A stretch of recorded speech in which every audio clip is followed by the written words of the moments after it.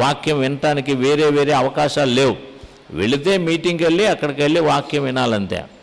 అక్కడ మీటింగ్స్ కూడా అంత ఎక్కువగా పెట్టేవారు కాదు, అరుదుగా జరిగేవి, తక్కువగా జరిగాయి అన్నమాట. అప్పుడు మేము ఏం చేసేవాళ్ళం అంటే, నా మటుకు నేను మీటింగ్ జరుగుతుంది పలానా చోట అని మాకు తెలిస్తే నేను పరిగెత్తుకొని ఏదో ఒక విధంగా, మా నాన్నగారు అప్పటికి ప్రభుని నమ్మకపోయినా మా అమ్మగారు ప్రభులో ఉన్నారు కాబట్టి మా అమ్మగారికి చెప్పి, అమ్మ నేను ఆ మీటింగ్కి వెళ్ళాలి, నేను వెళ్తాను అంటే మా అమ్మగారు కూడా ప్రోత్సహించేవారు దేవుళ్ళు ఎదగాలని.